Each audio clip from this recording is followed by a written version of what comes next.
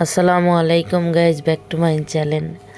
আজকে করব Chinese vegetables সবজি।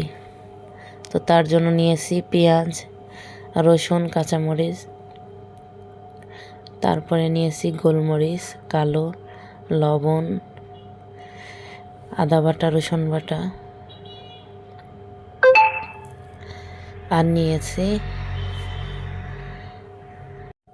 Cornflour, soya sauce.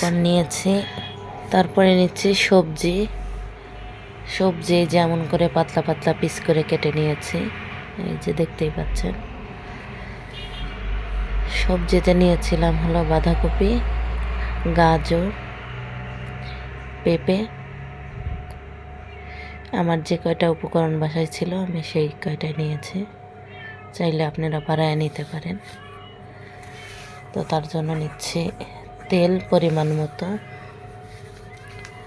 তেল গরম হওয়া পর্যন্ত অপেক্ষা করব। তারপর দিয়ে দিব রসুন দিয়ে ভালো করে লাল লাল করে একটু ভেজে নিয়ে দিব আদা রসুন বাটা। তারপরে কিছুক্ষণ ভেজে নেওয়ার পরে কাঁচা গন্ধটা চলে যাওয়ার পরে দেব সবজি দিয়ে নাড়াচাড়া করব।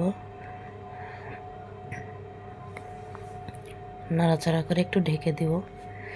এই সবজিতে কোনো পানি দিব না, আমি জাল মিডিয়াম আছে দিয়েই আমি আর কি রান্না করব। দিয়ে দিলাম লবণ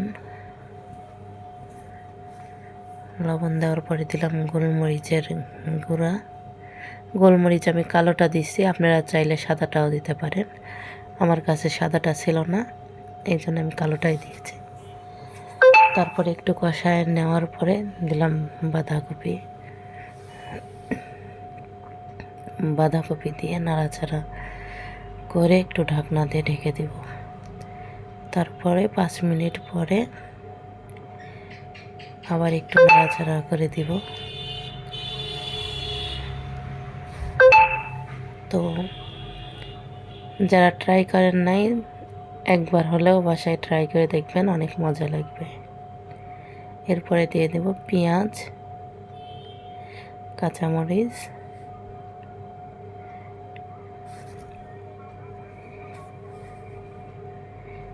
দিয়ে অনেক সুন্দর করে নাড়াচাড়া করে আরেকবার একটু ঢেকে দেব। ঢাকা দেওয়ার পরে বেশ কিছুক্ষণ কষায় নেব।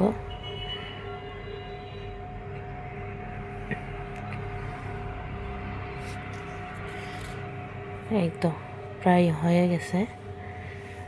আমি কিন্তু পানিও দিইনি, কিছু দিই নাই, আস্তে আস্তে মিডিয়াম আঁচে দিয়ে রান্না করে নেব। তো এই সবজিটা হালকা একটু কাঁচা থাকবে, মানে একটু শক্ত থাকবে, একবারে নরম করে নামাবেন না আপনারা। তো তারপরে আমি দিয়ে দিলাম